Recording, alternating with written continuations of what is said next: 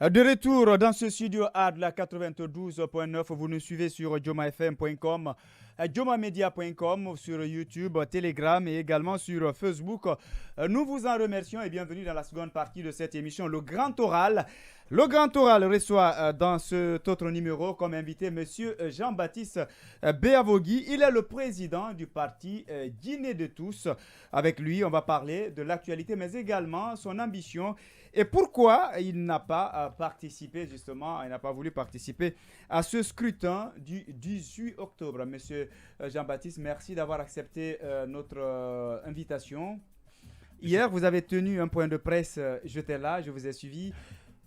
Il était question pour vous d'annoncer les couleurs, si vous voulez, la position que vous allez prendre. Premièrement, vous n'étiez pas là, vous êtes rentré il y a seulement quelques jours. Quel regard vous portez sur... Au tout au moins, le parti, nouveau... je ne dirais pas il est moins connu, mais il est peu connu, bon, il est peu connu du Guinéen. Présentez-nous un peu votre parti. Vous êtes né quand, où, jusqu'où vos activités sont aujourd'hui ressenties sur le terrain? Je suis très ravi de cette opportunité que vous me donnez d'être sur votre plateforme. On va tourner un peu le micro pour qu'on puisse mieux vous entendre. Allez-y. Voilà. Oui. Encore une fois, merci de me recevoir sur votre plateau. Cette opportunité que nous recevons et nous apprécions, l'invitation que vous nous faites. Pour parler du parti, comme je l'ai lancé hier, il a été créé il y a de cela 2 ans, initialement et principalement en mars 2018. Et ceci avec un groupe de personnes qui pensent, avec moi, que la Guinée a besoin de ce nouveau souffle, que la Guinée a besoin du renouvellement de sa classe politique. Et nous avons mené les efforts, nous avons déposé et constitué la documentation pour que ce parti puisse être agréé. Malheureusement, nous sommes dans l'attente et ceci est déjà quand un vous dites facteur. que nous sommes en attente, ça veut dire que vous n'avez pas encore votre agrément. Tout à fait, parce que également, je tenais à mentionner que les lourdeurs du système administratif, ce pourquoi nous nous battons, en fait, sont une situation pour laquelle, justement, ce parti est créé pour, encore une fois, permettre que le débat politique et que les Guinéens, cette nouvelle politique, avec les Guinéens pour les Guinéens, se fasse de manière plus apaisée. Alors aujourd'hui, vous dites que le parti il a été créé en 2018 et jusque-là, vous n'avez pas votre agrément. Il y a sur l'échiquier politique guinéen plus de 200 partis politiques. Est-ce qu'en créant votre parti en 2018, vous avez fait le tour pour voir quel parti peut me convenir pour que je m'y engage que de créer carrément le vôtre? Nous sommes dans l'optique, encore une fois, de ce renouvellement de la classe politique. Nous ne sommes pas un parti comme les autres. Et nous espérons, encore une fois, ce n'est pas parce qu'il y a une pléthore de partis sur l'échiquier ou la plateforme politique que nous n'en créons pas. Ces partis sont créés pour que le débat encore ou la critique se fasse. Encore une fois, les partis politiques ne sont pas l'ennemi de l'État. Les partis politiques sont créés pour faire une critique constructive de l'État. Et c'est dans ce sens que nous pensons que nous pouvons apporter notre contribution à l'essor ou à l'évolution de la politique en Guinée. Le retard de l'obtention de votre agrément, il vous a dit quelque chose? Est-ce que les dossiers sont-ils constitués dans les formes ou dans le fond? Les motifs Qu'est-ce qui retarde? Qu'est-ce qu'on vous oppose comme argument? Là, c'est la vraie question. C'est la question que nous nous posons également. Quand nous faisons une demande, quelle que soit la demande, on aurait apprécié avoir un retour de l'administration. Mais nous n'avons ni retour, ni communication et nous continuons à mener les démarches, à aller à la rencontre de cette administration pour que ce document soit délivré. Mais comme vous le savez, nous sommes opposés à ce retard. Très bien. Il y a d'ailleurs d'autres aussi dans le même cas de figure. Oui, c'est le cas de Aliouba, le modèle. Alors, nous sommes en pleine campagne électorale dans ce pays, avec aujourd'hui peut-être des crises, des problèmes sur le terrain. Quelle analyse en faites-vous? Comment vous regardez cette situation et comment vous la concevez? La situation est très préoccupante et nous en sommes vraiment navrés. le débat politique aurait été excusez-moi. Allez-y. Excusez-moi. Allez-y. Oui. Voilà, le débat politique est encore une fois tend à se mettre sur la ligne que nous aurons souhaité. Une politique ou une démocratie constructive est faite avec des bases ou des fondements dans lesquels chaque Guinéen ou chaque Guinéenne puisse s'exprimer. Et vu l'état actuel dans lequel nous allons aux élections, comme je l'ai mentionné hier, nous allons directement vers une crise parce qu'il y a des fondamentaux qui n'ont pas encore été réglés du côté de l'opposition comme du côté de l'État en place. Nous ne savons pas sur quelle constitution ces élections sont faites et nous avons, comme je le disais, on sait quand même que oui, c'est avec la nouvelle les élections, constitution. Oui. justement, Oui. Une constitution qui est combattue par l'opposition et une constitution qui continue soutenue par la mouvance également. Justement, mais cette constitution continue d'être amendée sans l'autorisation ou sans le consentement de ceux pour lesquels elle est votée. La constitution, encore une fois, est celle de tous les Guinéens. Et quand on fait des changements sur cette constitution, il est important que chaque Guinéen puisse apporter sa contribution. On ne fait pas de référendum, on fait des amendements à une constitution. C'est malheureux qu'en Afrique, en général, les constitutions sont taillées à la tête du client ou à la tête d'un parti ou à la tête d'un groupe de personnes. C'est assez malheureux. Quand on parle de constitution, il est important encore, comme je le rappelle, que les populations puissent avoir le mot à dire. Et c'est ce qui fait la force de l'État. Ça n'a pas été le cas Vous le pensez 22 que ça n'a pas mars. été le cas? Ça n'a pas été le cas le 22 mars, à votre avis, que la population ait son mot à dire? C'est pas un avis, mais il est pertinent que ces élections au référendum n'ont pas été comment pourrais-je le dire? C'est laquelle il fallait s'attendre. Et justement, elles n'ont pas été En quoi ils n'ont pas été inclusives. Elles n'ont pas été inclusives. C'est ce En que quoi je ils voulais n'ont pas dire. été inclusives? Elles n'ont pas été inclusives dans le sens que beaucoup de Guinéens n'ont pas pu s'exprimer. Et quand je dis beaucoup de Guinéens n'ont pas pu s'exprimer, nous avons en majorité où nous avons une population de 13 millions d'habitants. Et sur ces 13 millions d'habitants, 75% de Guinéens ont la possibilité de voter. Donc vous estimez à peu près 9 millions de Guinéens qui sont censés voter. Il y a eu des amendements sur ce fichier électoral. On en parle tous les jours. On est aujourd'hui à 42%. 42%, oui. Exactement. Quand on parle de 42% des Guinéens qui ont la possibilité de voter, qu'est-ce qu'il en est de ce taux de pourcentage, de ces 58%? Ils ne sont pas intéressés. Personne ne peut déterminer Au s'ils sont Sénégal, intéressés. on est à Pour vous, 38%. quelle est la raison du fait que les gens ne veulent pas participer au processus électoral? C'est une éducation, encore une fois. Il faut éduquer le peuple. Et encore une fois, c'est ce pourquoi nous voulons nous battre. Il faudrait que le peuple sache que ces élections, aller aux élections ou voter est un devoir civique. Quand on ne le sait pas, on a peu de préoccupations à aller se faire enrôler ou à aller voter. Parce que quand on va voter, on vote pour un président, on vote pour un régime ou on vote pour un programme. Et ce programme s'impose aux populations. On ne peut pas rester les bras croisés et subir, si vous voulez, les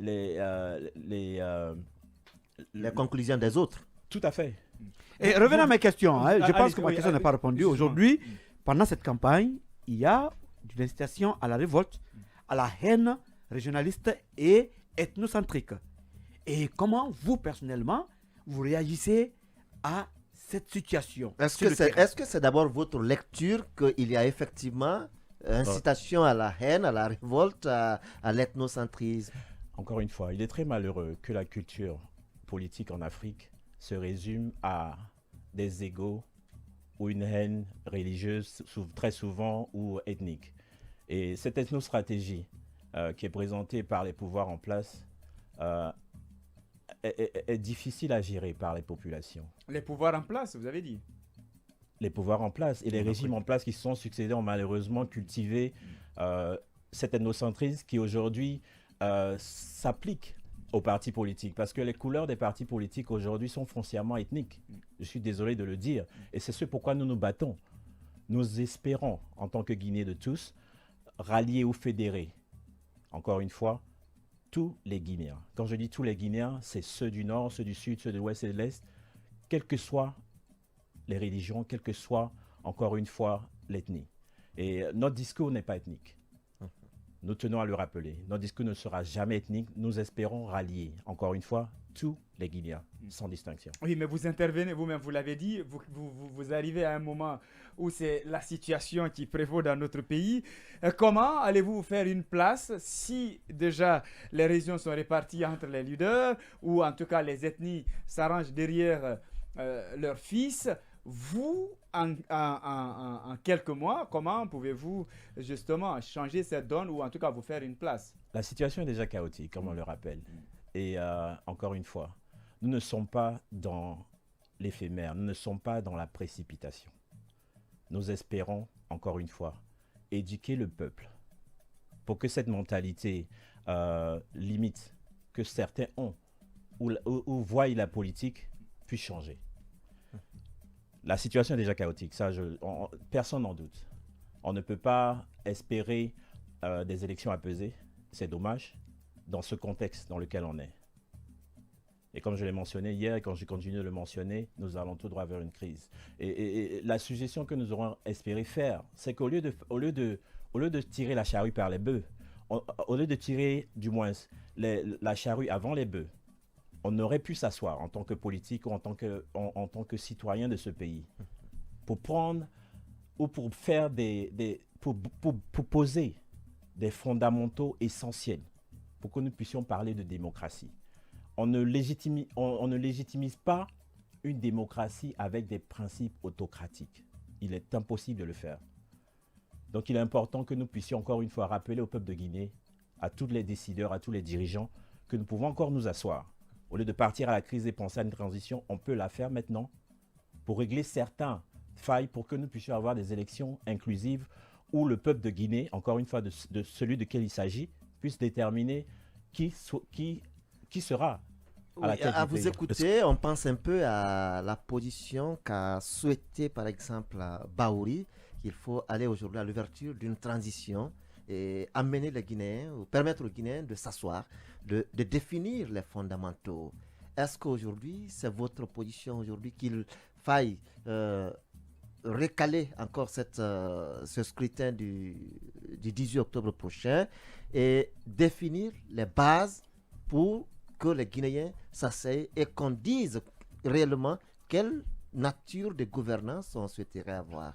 Il est clair, encore une fois, que le régime en place tire à sa fin. Si vous voulez, la CENI, qui a programmé ces élections dans le contexte de la fin du mandat du président actuel, ramener aux Guinéens ou rappeler aux Guinéens ou à inviter les Guinéens à s'asseoir encore une fois serait vraiment salutaire.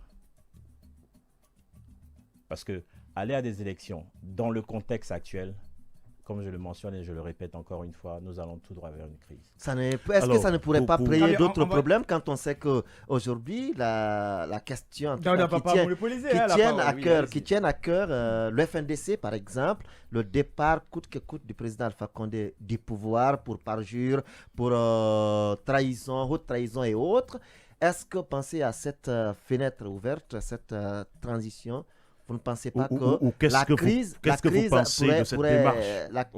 pourrait être plus accentuée, plus acerbe? Mais vous le mentionnez, la crise est déjà... La crise semble être très probable. Elle est claire. Et pour l'éviter, on pourrait encore s'asseoir. Et ça ne coûte rien de dialoguer. Quand on a des situations, que ce soit en famille, que ce soit dans vos emplois ou quoi que ce soit, on s'assoit pour en discuter, comme des personnes intelligentes, comme des personnes réfléchies. Mais minimiser ces griefs déjà qui existent et aller à des élections, encore une fois, qui ne seront pas, qui déjà ont des griefs. Présage des crises. Des crises, c'est encore dans l'empressement. Alors, tout ce temps, vous êtes en train de dire qu'on doit s'asseoir, qu'on doit discuter. Mais à vous entendre parler tout à l'heure, j'ai compris que vous serez aux élections du 18 octobre si on vous avait donné l'agrément. Si Guinée de tous avait obtenu l'agrément. Je crois. C'est ce que vous êtes en train de dire. Sur la base de la Constitution sur laquelle nous nous sommes fondés, celle de 2010, nous ne pouvions aller aux élections. Donc ça veut dire que vous partagez l'avis que la Constitution de 2020 n'est pas pour vous une Constitution qui est aujourd'hui valable? contrairement à la Constitution de 2010. Encore une fois, je le répète, la constitution sur laquelle nous nous fondons est celle de 2010. Et celle de 2010, ça veut dire que vous partagez peut-être en un certain moment l'avis ou quelques valeurs du FNDC, par exemple. Le FNDC, dans son étymologie ou dans sa définition, le Front national de défense de la Constitution est un organe qui devait regrouper tous les Guinéens. Parce qu'on ne parle pas de la Constitution d'un individu, on ne parle pas de la Constitution d'un parti, on parle de la Constitution de tous les Guinéens. Si on respecte cette logique, je pense que tous les Guinéens, que ce soit de la mouvance, que ce soit du parti en place ou que ce soit de l'opposition, devaient être membres fondamentalement du FNDC. Donc, nous sommes solidaires au FNDC parce qu'elle défend une constitution des Guinéens. Les stratégies et tout ce qui s'est passé sont réelles. Elles peuvent être corrigées. Mais encore une fois, nous parlons de la constitution des Guinéens. Et cet organe défend la constitution des Guinéens. Et dans ce sens, nous les soutenons dans l'objectif. Oui, mais ce soutien, il est... Oui, allez-y. Oui, monsieur Biavoki, la constitution du 22 mars, pour laquelle et contre laquelle des Guinéens sont morts, cette constitution est en train d'être amputée de beaucoup d'articles par la demande du pouvoir et acceptée par la Cour dite constitutionnelle. Est-ce que selon vous, si ces réalités devraient être là aujourd'hui, à quoi ça a servi vraiment d'avoir une constitution qui ne pouvait pas servir le peuple? Vous le mentionnez, la constitution ne peut pas servir le peuple quand elle est continuellement changée ou continuellement amendée, sans l'autorisation ou sans l'avis des populations pour lesquelles elle est votée. Encore une fois, je le répète, la constitution est celle de tous les Guinéens. Et quand il doit y avoir des changements, il faut que le peuple en soit informé, il faut que le peuple puisse voter. Mais quand vous faites une constitution taillée sur un parti ou taillée sur un individu, on se retrouvera avec des griefs et des frustrations. Il est très clair que le peuple est frustré, que l'opposition soit frustrée, parce que les changements se font sans le consentement des Guinéens pour lesquels cette constitution est établie.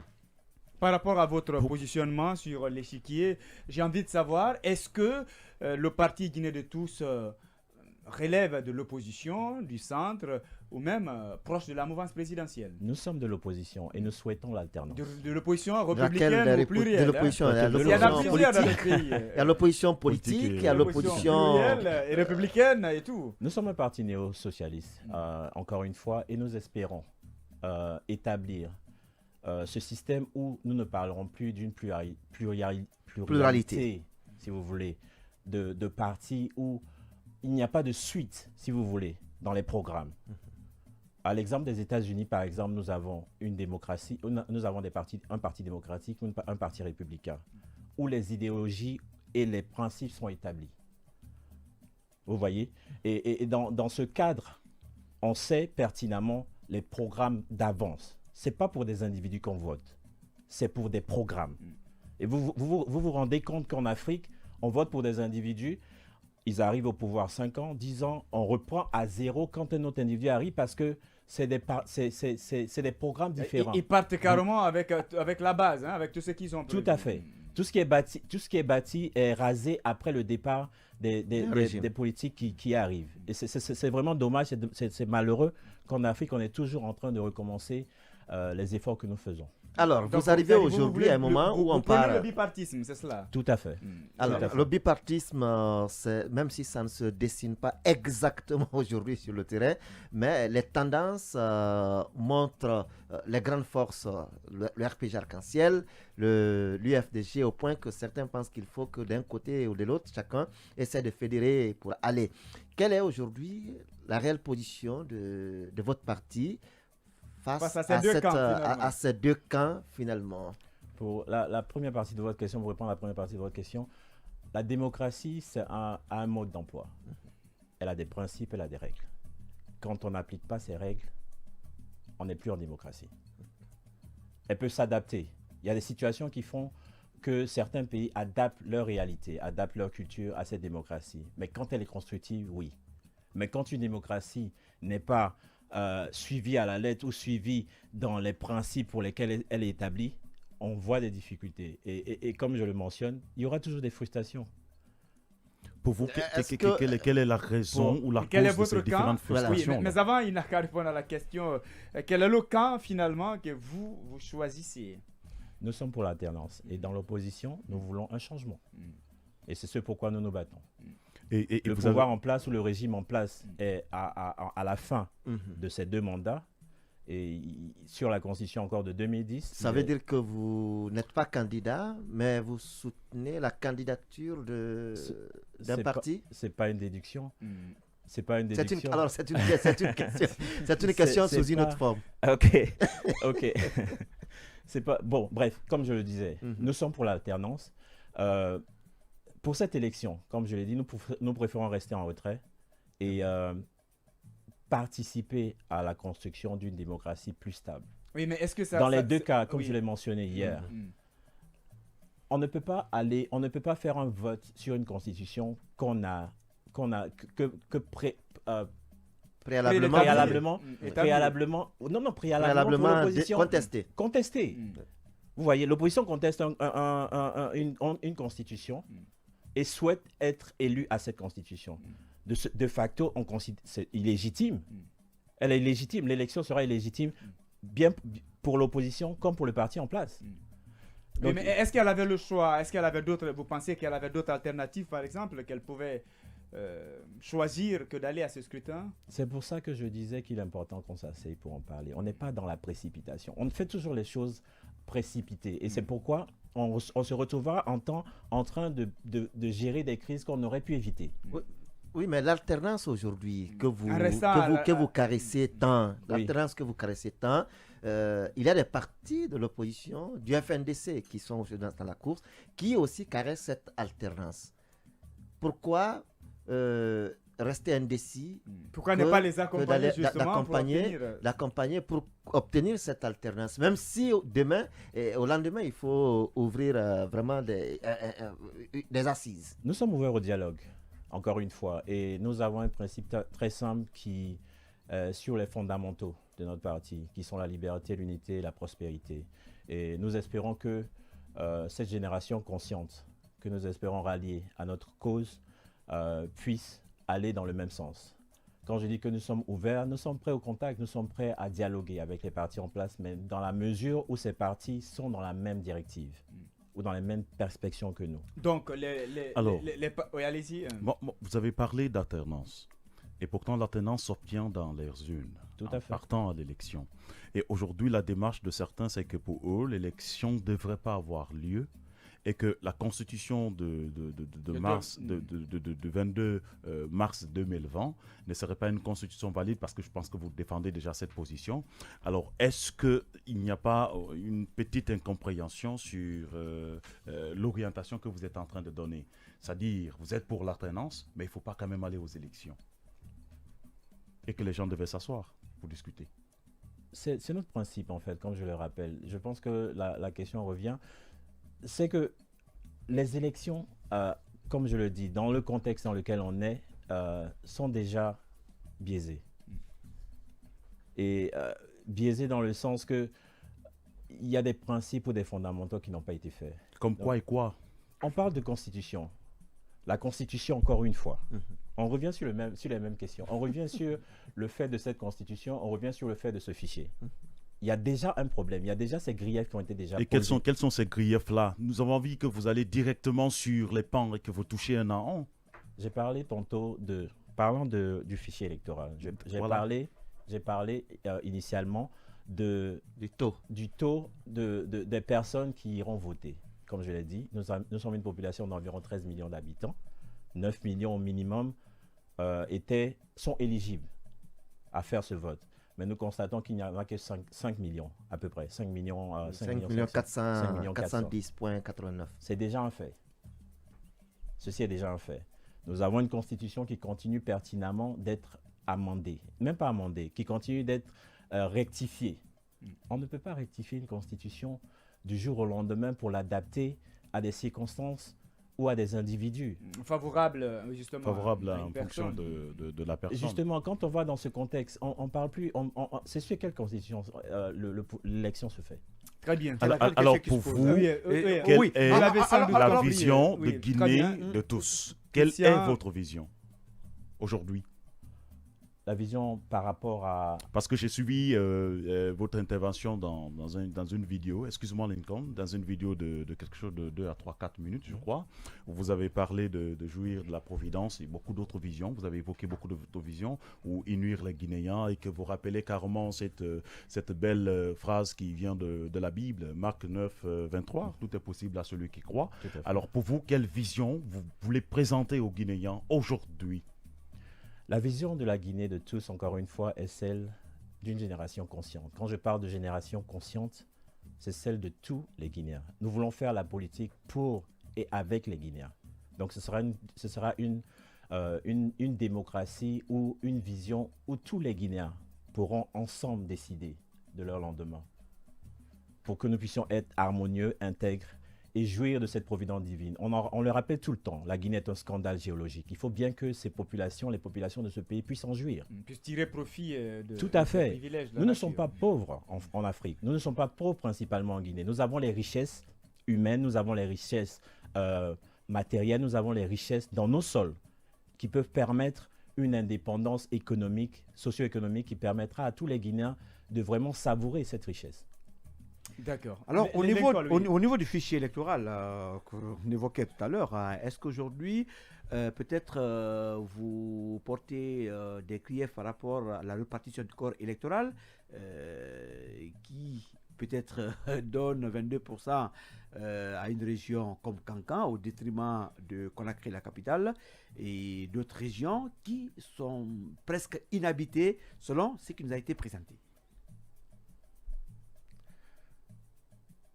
Pour ces griefs, encore une fois, et pour ce code électoral, pour cette répartition, il est pertinent.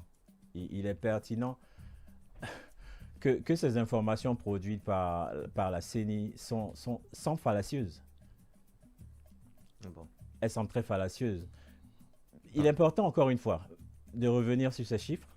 On peut les vérifier. Quand il y a contestation, quand il y a grief, il s'agit simplement d'envoyer des émissaires pour vérifier ces informations. Et tant qu'on ne les vérifie pas, elles sont fallacieuses. En tout cas, on a quand même le rapport de la CEDEAO quand même qui était là récemment. Qui parle aujourd'hui d'un fichier propre, hein, parce qu'on parle de doublons extirpés, on parle de décès extirpés, de mineurs et autres. Justement, ce qui veut dire que c'est l'opposition cette fois-ci qui a été déboutée à travers voilà, ce problème. Je vous rappelle que vous êtes dans votre émission Le Grand Oral et notre invité, c'est M. Jean-Baptiste Béavogui. Il est le président du parti Guinée de tous. On va à présent parler des motifs de création de votre formation politique. Il y en a plusieurs partis. Pourquoi vous avez préféré créer que d'adhérer à un autre? Et au-delà, par rapport à la gestion actuelle du pouvoir, quel regard vous portez? Encore une fois, nous vous remercions pour cette opportunité. Comme je le disais, la Guinée de tous est ce parti qui souhaite fédérer des générations de ce pays.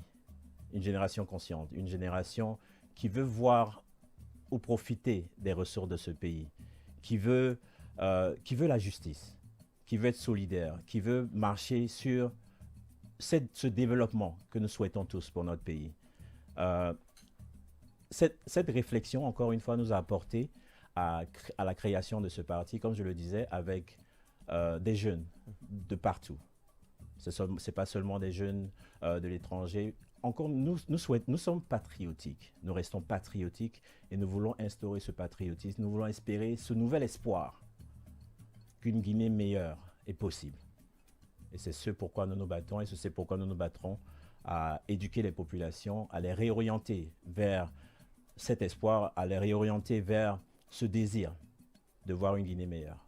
Alors, l'autre question... Vous fondez sur quel agenda? Quel est l'agenda que vous avez pour présenter aux Guinéens? Oui, mais le regard d'abord sur la gestion. Je pense qu'il n'avait pas répondu à cette question. L'autre pan de la question. Le regard sur la gestion du pouvoir. La gestion de 10 ans. J'aurais bien aimé qu'un représentant ou c'est pourquoi on fait des débats, en fait. Quand un président est sur le départ, il est important qu'il vienne présenter ses acquis et ses résultats. Parce que quand vous établissez un programme pour lequel vous avez été élu, il est important que vous reveniez pour nous dire vous avez réalisé telle ou telle chose. On est Guinéen, on le voit tout le temps.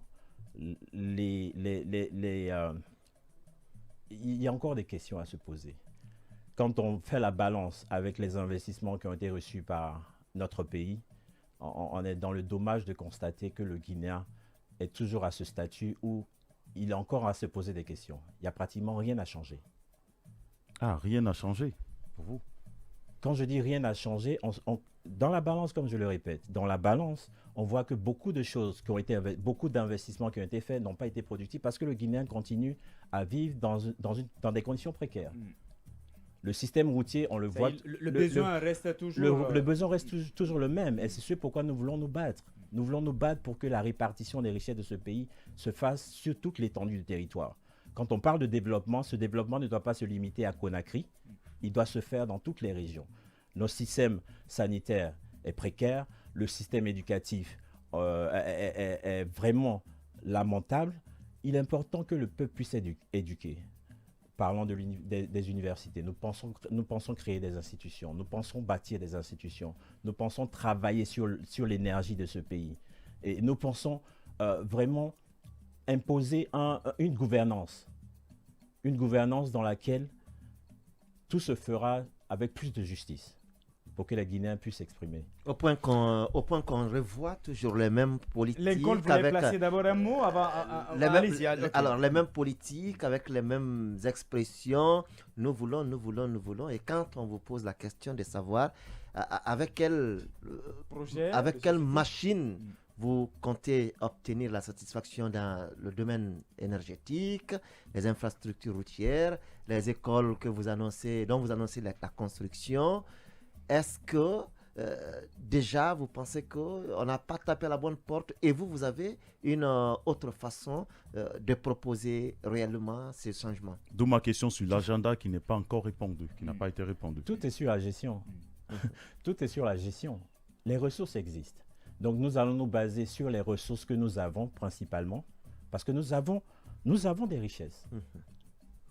Nous sommes fondés nous avons des ressources minières, nous avons des ressources agricoles. Nous voulons profiter de ces ressources pour investir ou réinvestir dans la construction de ces routes, dans la construction de ces hôpitaux, dans la construction de ces universités. Et nous basons sur le fait qu'avant toutes ces choses, il est important de faire un audit général. Parce que nous ne savons pas dans quelles conditions, avec la gabegie présente à laquelle nous faisons face, nous ne savons pas qu'est-ce qu'il y aura dans les caisses quand le pouvoir en place sera parti. C'est vrai, le mot audit, oui, allez-y. C'est pourquoi je parlais du manque de continuité dans les différents programmes des gouvernements. Il est important d'avoir un suivi. Si nous n'avons pas de suivi, nous nous retrouverons en train de faire des programmes que nous ne pourrons pas réaliser ou en train de rembourser des dettes que nous n'avons pas acquises. Parce qu'il y a certainement des concessions qui ont été faites, il y a certainement des prêts qui ont été faits, mais qui n'ont pas été investis dans les travaux pour lesquels ils ont été faits.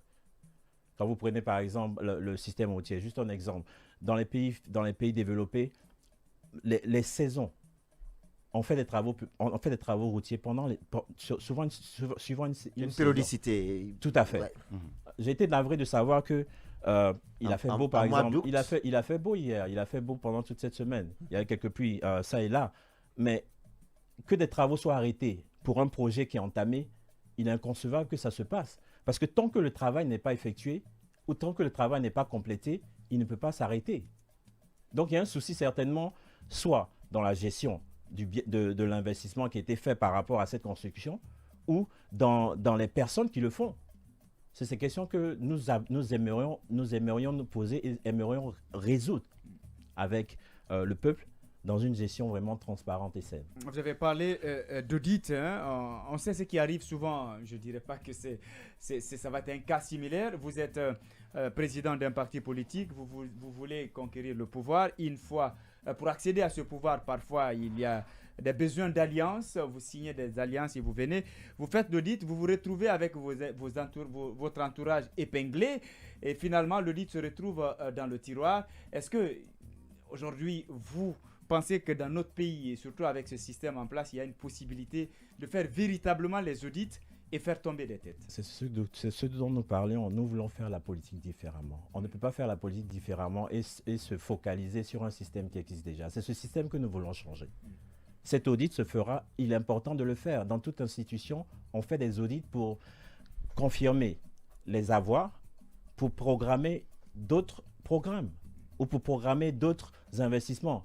Mais si nous ne faisons pas d'audit, si nous ne savons pas ce que nous avons, il sera difficile de tabler ou de faire des investissements pour le bien des Guinéens, pour lequel nous battons. Et bien sur Lincoln, cette fois-ci, on va parler d'éducation avec lui. Récemment, on a publié les résultats des examens, enfin du baccalauréat, mais avant, il y avait eu pour le BEPC et les autres.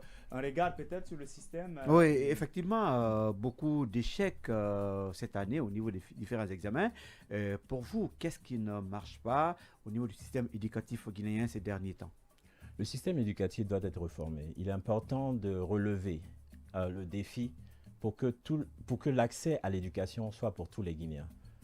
Et quand je parle de l'accès à l'éducation pour tous les Guinéens, je parle de toutes les régions de ce pays. Au niveau des résultats, quand un test est programmé, on est tous partis, on a tous fait des études, mais quand un test est programmé et que les élèves ou les étudiants ne sont pas au niveau de réaliser des scores performants ou de passer des classes, il n'y a vraiment pas de question à se poser. C'est que le niveau est certainement bas, à mon avis. Mais avec cette période exceptionnelle que la Guinée a connue avec le coronavirus, est-ce que vous pensez que toutes les stratégies qui ont été mises en place par le système ont été vraiment de bonnes stratégies pour arriver à améliorer le système éducatif de la République de Guinée? Il y a beaucoup de choses à changer. C'est vrai que la pandémie a vraiment affecté l'économie et les situations dans les pays. Malheureusement, on arrive à des crises où on n'a pas préparé le terrain et on se retrouve à se casser la tête parce que on prépare la guerre dans la paix, si vous voulez. Si on n'a pas fait des fondements par rapport à cette éducation, les élèves se sont retrouvés coupés, ou les élèves se sont retrouvés à ne pas aller en classe et il n'y a pas eu de suivi. On n'est pas dans un pays. Cours en ligne, hein? On nous a parlé de cours en ligne. Justement, on fait des cours en ligne avec du matériel. Il faut que le matériel soit présent pour le faire. Et les cours en ligne, il faut la connexion accessible à tous. Si ce matériel n'est pas disponible, les enfants ne seront pas. Et je parle de cela, c'est pas seulement, ça ne s'arrête pas à Conakry. Il faut que ça soit accessible à tous les enfants de ce pays. Ils nous ont dit que tous les enfants ont eu accès à ça, de l'intérieur et tout. Oui, Lincoln, vous ne croyez pas? Il y a un problème de courant. Non, ils nous l'ont dit, mais ça passait à la radio nationale. Nous le savons que ce n'est pas une réalité. Même à Conakry, la radio, c'est pas la voix de la Bible là. Vous savez que dans ce pays, il n'y a pas de courant partout. Ce n'est pas toutes les familles où on trouve des postes téléviseurs quand même. Des postes récepteurs. Moi, ces choses, soyons sérieux. Ils ont parlé de radio. Vous pensez que ça n'a pas été une bonne stratégie? Et pour vous, qu'est-ce qu'il fallait faire, en tout cas, qu'il fallait faire dans pareilles circonstances? Il n'y a pas besoin de dire que ça n'a pas été une bonne stratégie. On l'observe tous, on analyse tous. Quand les principes ou quand le matériel n'est pas disponible ou accessible aux populations, il est clair que ça sera un échec. C'est de ça que je parlais. Il faut avoir des bases. Tant qu'on n'a pas ces bases pour reformer l'éducation, il sera difficile pour nos populations d'en avoir accès. Pour vous, quelles sont les bases qu'il faut avoir pour réformer l'éducation aujourd'hui? Il y a beaucoup de préalables. Encore une fois, c'est préalable. Comme je le dis, nous nous battrons pour nous nous battrons pour l'énergie. Pour que l'énergie, encore une fois, cette énergie soit accessible à tous. Quand je parle d'énergie, je parle d'électricité. Je parle de route, je parle de transport. Ces choses-là favoriseront, si vous voulez, l'accès. L'émergence économique. Tout à fait. C'est cette émergence économique ou tous ces facteurs qui permettront de reformer beaucoup d'autres secteurs, dont tantôt de l'éducation. Et je veux insister sur l'éducation parce qu'encore une fois, tant que le peuple n'est pas informé, tant que le peuple n'est pas éduqué, nous nous retrouverons à des situations vraiment critiques dans lesquelles nous continuerons à vivre des crises. Aujourd'hui, l'on a envie de savoir, est-ce que la responsabilité, elle incomberait simplement au système ou aussi elle peut incomber aux populations qui, au regard de beaucoup de ce qui s'est passé pendant le bac passé, il y avait beaucoup de fraudes où les enfants rentraient avec des documents en classe, ils étaient soutenus par les enseignants, ils étaient soutenus par les parents d'élèves, où les parents d'élèves payent les sujets, où les sujets sont à la disposition de tout le monde. Pour vous aujourd'hui, est-ce que la responsabilité devait seulement incomber au système? Et si ce n'est pas seulement au système, à qui d'autre elle devait incomber et pourquoi elle incomberait ici à cette personne aussi? Mais vous répondez à votre question, moi je pense. L'analyse est faite, où vous le dites. Mm. Les sujets ont été payés, les élèves sont rentrés avec des trucs, mais c'est un système. Mm. C'est ce système pour lequel nous voulons nous battre contre. Mm. Si le système existe déjà et que tout le monde le sait, c'est qu'il y a des choses à rectifier. Mm. Il y a beaucoup de choses à faire, à rectifier, il y a beaucoup de réformes à faire. Pourquoi les questions qu'on devait se poser? Pourquoi ceci se passe? Et c'est ces choses pour lesquelles nous voulons nous battre en tant que Guinée de tous. Oui, l'école, oui, allez-y. Le département de l'éducation, je parle de l'alphabétisation, éducation nationale, a changé de main au moins 4 fois en 10 ans. Et pour vous, qu'est-ce que cela peut-être pourrait porter en termes de message? C'est comme celui de la communication, mais aussi sécurité, la sécurité. qui a eu plus C'est-à-dire, de ministres, en d'ailleurs. 10 ans, ces départements ont connu 3-4 ministres en 10 ans. La sécurité a connu jusqu'à 6-7. Voilà. Pour parler des ministères, encore une fois, nous pensons, en tant que Guinée de tous, avoir vraiment une limite, une limitation sur ces cadres que nous choisirons, qui variera entre 15 et 20. Il faut des Un personnes... gouvernement restreint? Tout à fait. Il faut des personnes intelligentes, il faut des personnes responsables au niveau de ces départements. Et intègre. Et très intègres. Tant que nous n'aurons pas ces personnes qualifiées pour le faire, on assistera à ces changements constants de leadership. Un leader, c'est celui qui apprend aux autres à devenir meilleurs. Tant que nous ne sommes pas dans cette logique, il sera difficile de trouver la bonne personne pour diriger ces départements, et c'est pourquoi nous constatons avec amertume que ces départements continuent d'être changés. Et quand un département change de leadership, c'est un autre programme qui vient, c'est un autre programme, et il n'y a pratiquement pas de suivi. Donc on se retrouve en train de faire les mêmes erreurs qui ne sont pas corrigées. D'accord. Qui ne seront pas corrigées. L'autre question, en tout cas, qui revient, qui prennent encore cet autre caractère de la politique, de la vie politique dans notre pays, c'est qu'on a l'impression qu'il n'y a pas de politiciens faits, mais on n'a que des opportunistes politiques. Quelqu'un, il est ministre aujourd'hui, il est débarqué, c'est lui qui crée son parti politique, il se montre très virulent contre le pouvoir qu'il a servi à un moment donné, lorsqu'une nouvelle main lui est tendue, et puis voilà, le ton change. Est-ce que tout cela pourrait amener le citoyen à adhérer à l'esprit politique du pays? Est-ce que c'est le cas chez vous d'ailleurs? Est-ce que vous êtes frustré? Est-ce que vous êtes venu dans la politique également pour régler un compte, ou en tout cas vous avez été nommé, ainsi de suite? La politique, nous la faisons à tous les niveaux. Elle dépend du degré dans lequel nous la faisons. Parce que quand nous allons voter, c'est un devoir civique. Nous faisons la politique en allant voter. Même si nous ne sommes pas des décideurs, nous la faisons. Nous ne sommes pas des frustrés. Et comme je l'ai dit, nous ne sommes pas des ennemis de l'État. Nous voulons contribuer à le rendre meilleur. Nous voulons contribuer à ce que la Guinée devienne meilleure. Donc, c'est dans ce sens que nous avons créé notre parti, et nous pensons que nous pouvons, en tant que Guinéens, apporter notre contribution, nos expériences, à rendre la Guinée le pays que nous souhaitons. D'accord. Donc, vous avez créé votre parti, c'est pas... J'imagine que votre question... Oui, ma question est répondue. Aujourd'hui, vous arrivez, ou déjà, en attendant l'agrément, ou déjà vous avez quelques représentations en République de Guinée? C'est justement ce pourquoi nous avons fait le lancement officiel avec cette conférence d'hier. Et ceci est un processus. C'est de lancer, comme je le disais hier, c'est de lancer ou de faire un appel à toutes les sensibilités afin que nous puissions mener le combat ensemble. Donc ces branches ou ces représentations seront établies dans toutes les régions du pays. Bien, depuis 2018, qu'est-ce que vous faisiez? Pardon? Depuis 2018, votre création, qu'est-ce que vous faisiez? Vous attendiez simplement l'agrément pour commencer les réelles activités? Quels sont les actes posés voilà. depuis 2018 jusqu'à maintenant? Nous travaillons à ces stratégies. Nous travaillons, depuis 2018, nous travaillons à ces stratégies d'installation. C'est un processus. Nous ne sommes pas dans l'empressement. C'est ce que je dis. On ne se presse pas en politique. On se presse pas.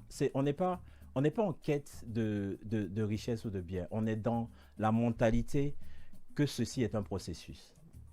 On n'est pas en quête, on n'est pas en train à la recherche de changer brusquement. Ce changement ne peut pas se faire brusquement.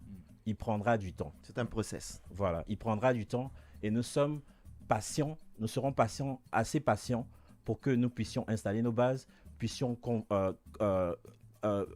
converser avec les populations guinéennes, puissions dialoguer avec ces populations pour pour les ramener à cette ambition. Vous partagez le combat du front, je vais parler du FNDC, et ce front entend marcher ou en tout cas manifester le 29 septembre prochain. Est-ce qu'on peut s'attendre à la participation du parti Guinée de tous, ou est-ce que vous allez donner des consignes déjà à vos militants et sympathisants? Nous sommes solidaires, comme je l'ai dit, au FNDC. Et la marche est légitime. Tant qu'elle est légitime, nous nous disons que nous devons y participer. Quand je dis légitime, elle est autorisée avec toute la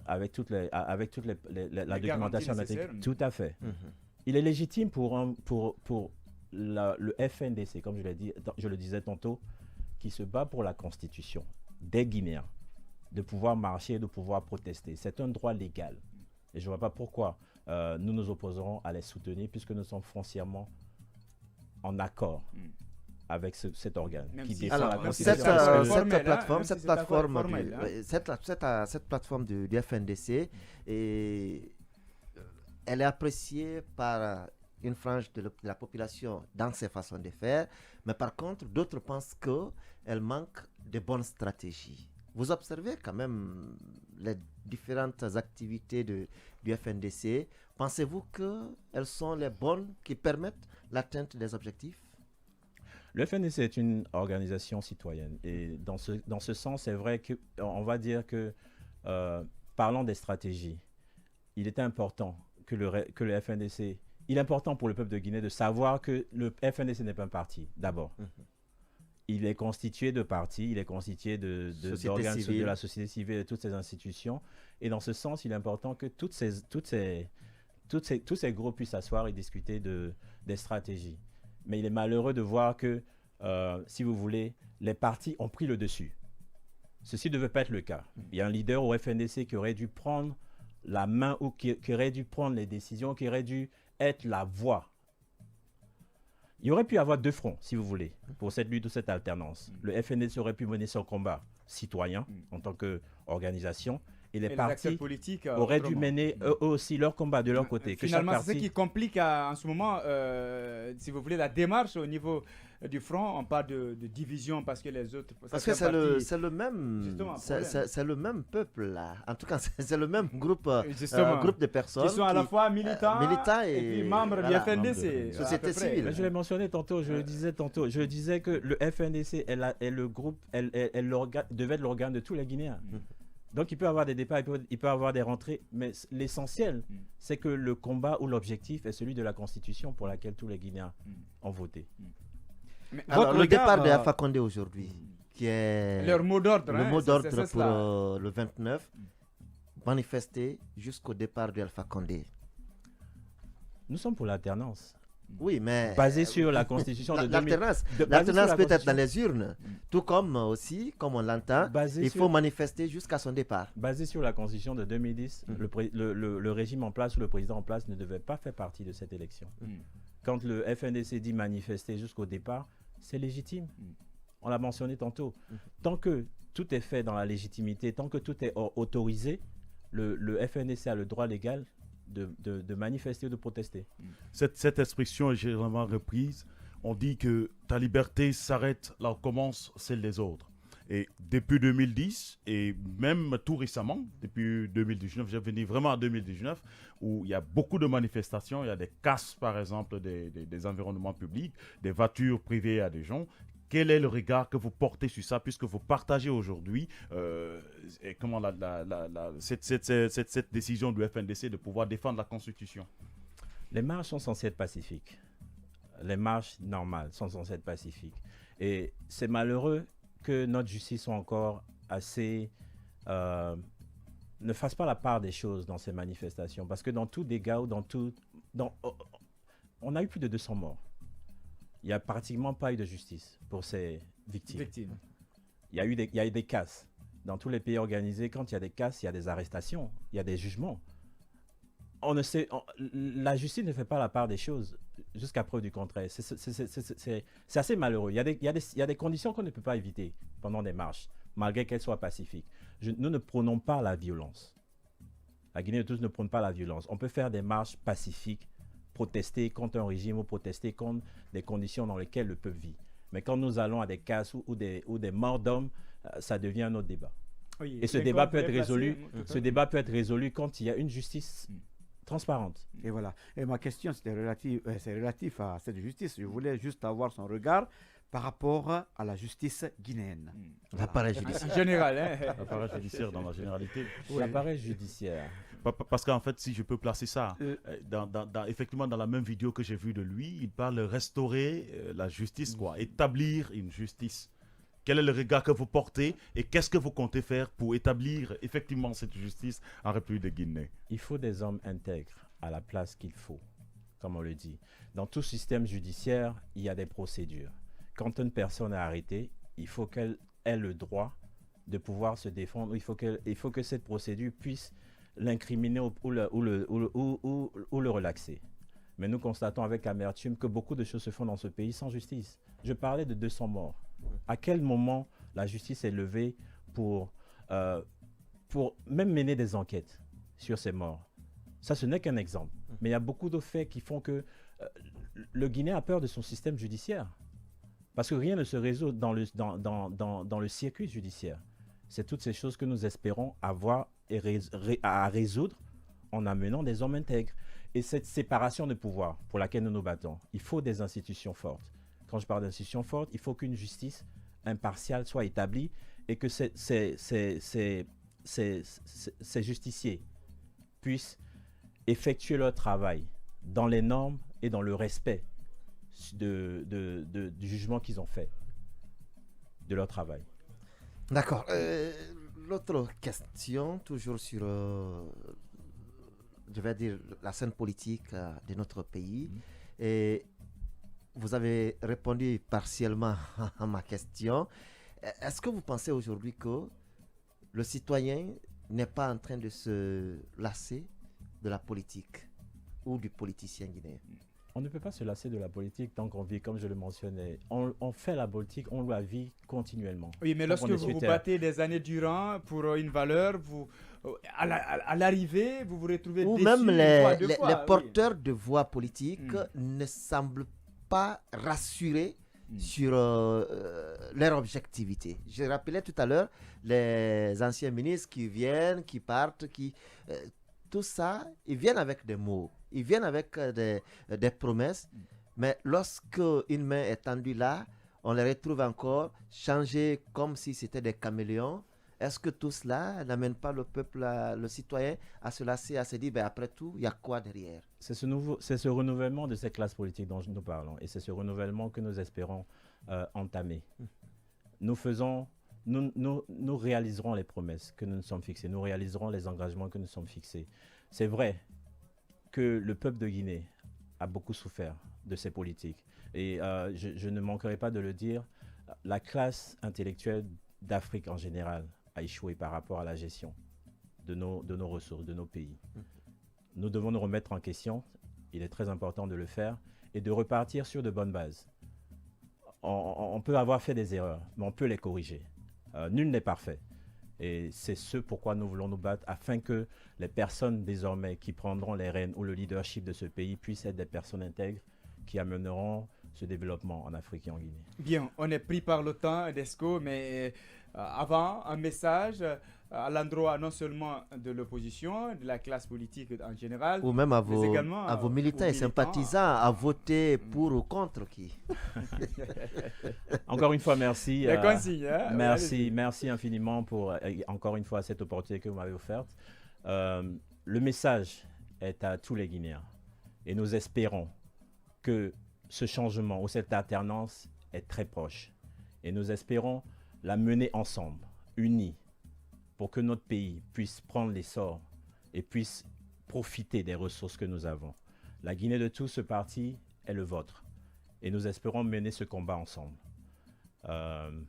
Nous prions que ce pays puisse avoir une alternance apaisée pour le bien des populations de Guinée. Vous n'en avez pas? Alternance apaisée. Vous n'en avez pas? La consigne pour vos militants et sympathisants? Nous sommes en retrait. Ils n'ont qu'à voter? Nous sommes en retrait. Qu'ils ne votent pas du tout. Nous ne participerons pas. Oui, vous êtes en retrait, c'est quand même un devoir. Hein? L'alternance se fait dans les urnes. Mais quand ces urnes ne sont pas quand le processus Quand pour les aller aux gens sont urnes n'est triés. pas respecté, nous ne pouvons pas voter. À observer les Il est choses, clair. vous pensez que l'alternance peut arriver dans 3 mois, 6 mois, une année ou 5 ans encore? C'est une espérance. C'est pourquoi je parlais de ce dialogue que nous devons faire Très avant bien. d'aller à l'alternance, Bien. avant d'aller au vote. Il ne reste plus qu'à vous dire grand merci, surtout d'avoir accepté de vous prêter à nos questions malgré, bien sûr, vos calendriers. J'espère que vous allez rester en Guinée un bon moment. Je suis là pour un moment. Je Très suis là bien. pour servir le peuple, donc je suis là pour le sacrifice du peuple. Très bien. Bon retour. Merci à vous, Ignacio Lincoln. Merci. C'était un grand plaisir de retrouver les confrères. Bien, merci. Surtout de retrouver, hein, parce que le dimanche passé, vous n'étiez pas Le là. dimanche. Et on t'a Très traité bien. de chômeur et de retardataire. Merci. Deux dimanches. Très bien. Merci à vous, Daouda Mohamed de Chéri Merci, FM Tatili. merci. Merci à vous. Merci Monsieur donc, Keta, à merci aux Grand-Souri. confrères et merci Voilà, aux auditeurs. de la radio Nostalgie. Merci à notre invité, Monsieur Jean-Baptiste Béavoudi, le président de Guinée Le plaisir pour partagé. tous. Nous Merci. sommes donc sur la ligne d'arrivée de ce autre numéro de cette émission, le Grand Oral. On se reprend la semaine prochaine ou le dimanche prochain avec un autre numéro. Pourquoi pas avec Ousmane Bérété dans ce studio avec nous. Au revoir. Portez-vous bien. Mohamed Lamine Simankan était donc là pour assurer la technique. Fodé Kondé a assuré la liaison sur les différentes plateformes de communication. Merci à vous et au revoir. Joma FM 92.9, c'est d'abord l'actualité. Touchez votre cible en communiquant sur Joma FM 92.9. Contactez le service commercial de Joma Media au 662 79 79 79 au 662